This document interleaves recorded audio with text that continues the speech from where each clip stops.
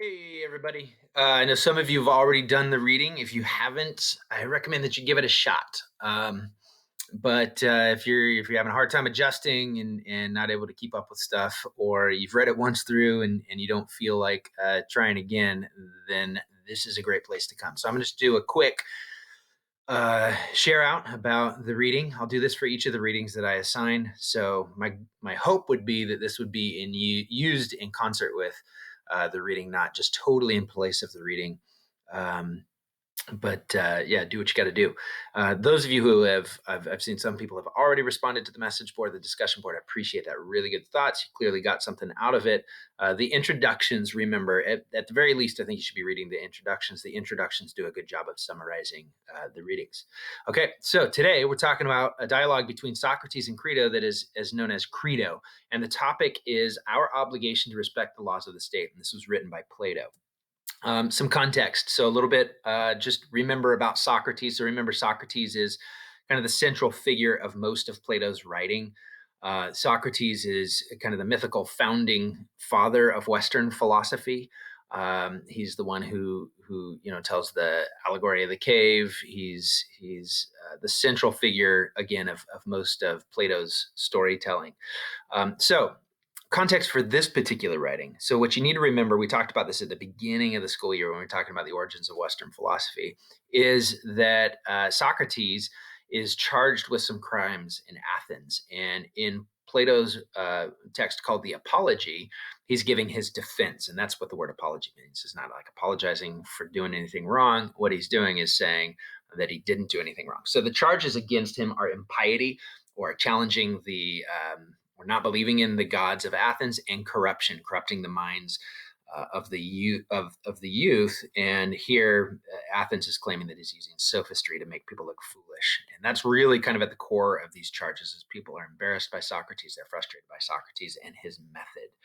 So, just a little bit more background. What was it that he was doing? Well, the oracle at Delphi had said that there was no wiser man in Athens than Socrates, and he couldn't accept that.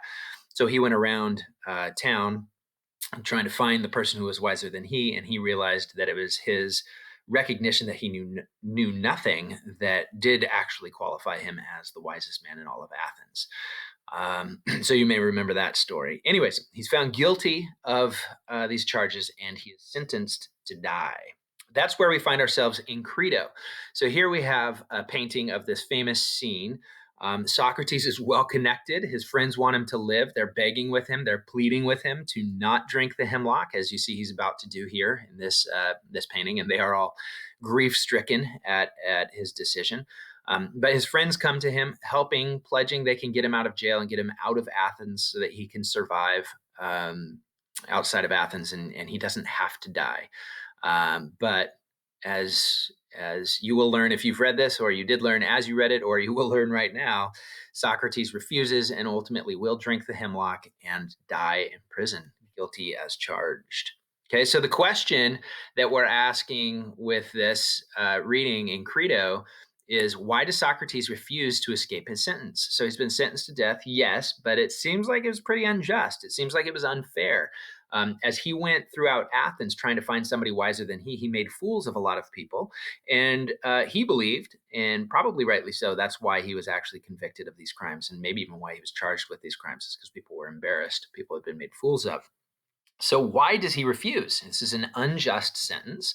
Why does he stay and die? Well, in this dialogue, he's speaking to Crito, and he also then within his part of the dialogue uh, creates a dialogue between him and the laws of Athens. So he said if the state could speak this abstract concept of the state and the laws, what would they say to me, Socrates, who has lived here in Athens, been convicted of these crimes, sentenced to die, and now I want to escape my conviction? What would they say? And he starts with this. He says, first of all, the state of Athens and the laws are my parents. They should be honored and obeyed. They brought me into this world. They can take me out of this world. And there is a certain regard that we have to hold for the state and the laws, because if there were no state and no laws, then Socrates argues I wouldn't even be here. They are like my parents.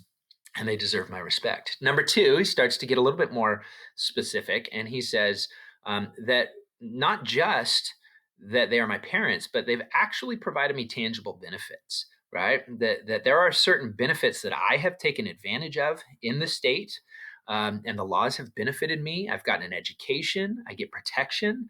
There's a justice system, there's a lawmaking body, and I am benefiting from all of these. So just because things aren't going my way, I want to all of a sudden disobey the law. And he doesn't think he can do that, right? I've taken advantage of the benefits and I have to suffer the consequences. Okay. He said also that I had been free to leave the state. He had been free to leave the state and flee the laws, yet he stayed, right? At any point in his life, he could have left Athens. He could have decided to go live somewhere else, yet he stayed.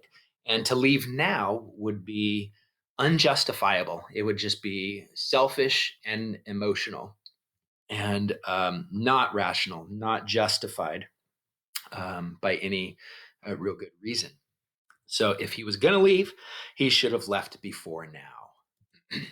Finally, and this is kind of the culminating piece of his philosophy on this, is that there's a contract in place. And we're going to hear a lot about this over the next couple weeks as we talk about the authority of the state and political philosophy, is this idea of social contract. And this is kind of the very, very beginnings of that kind of thinking. Socrates suggests that I've kind of made an agreement. It's implicit. It's not something I've signed, but there's this implicit agreement between me and the state. And like any other citizen, I have had an opportunity to voice my displeasure with the laws. I've had opportunity to leave, but because I didn't do those things, it is as if I have signed this contract, and now I'm obligated to the terms of the contract, and the terms of the contract require that I die. And it doesn't matter whether I like that or not. I am obligated by this contract. I've made a promise and I need to keep my promise. Even if the state has decided wrongly in this case, I must obey my end of the contract and submit myself and my will to the authority, the just authority, he argues, of the state, that we have this contract, and therefore I have to suffer the consequences. I had an opportunity to defend myself. I had an opportunity to leave. I have benefited from this society, and I have implicitly agreed to abide by the rules. I cannot go back on that promise. Okay, so I'm curious what you think about these things. So your discussion board post will address these questions. They're broken down into the three C's categories. We're going to start with comprehension. First of all, can you summarize this reading in your own words? Like I've just told you, put it in your own words. What do Crito and his friends want Socrates to do, and why do they want him to do that? Why does he believe that he is obligated to obey the law, even though he does not agree with the outcome? So, can you, in your own words, summarize this lecture or that reading? Do so on the discussion forum. Next would be criticism. I want to hear your opinions. What do you think? Do you agree or disagree with his conclusion? He stayed. Do you agree or disagree with his reasoning? Why he stayed? Do you think he gave a good reason for why he stayed, despite the fact that he almost certainly wanted to continue living? He decided that he had to stay. So I want to hear your critique of Socrates's reasoning about this.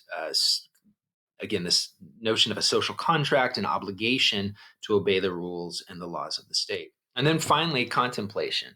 So what is some contemporary example that might challenge or support Socrates' argument? You can find stuff out there. I was reading a blog post this morning comparing Socrates to Martin Luther King Jr. with civil disobedience, and what was Martin Luther King Jr.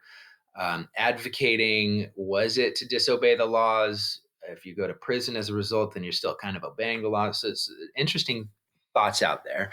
But do we have an obligation to the state today? Can you think of a time or an example when it would be okay to break the law, or when it would be okay to follow the law despite the consequences? So I want to hear your thoughts on that as well with contemplation. Okay, that kind of wraps it up for today. I told you I'd keep these short, make them short and sweet. Again, intended hopefully to supplement the reading, but gives you enough to join our seminar if you would like. So I can't require you to join a seminar, but I will be available for a seminar this Wednesday at 1 p.m. So it's going to be on Zoom. It's voluntary. It's not graded. It's just an opportunity to expand your learning. I know that there's a lot of you that enjoy these conversations, and so I'm hoping you'll show up to participate. You will get all your participation points by responding in the discussion forum.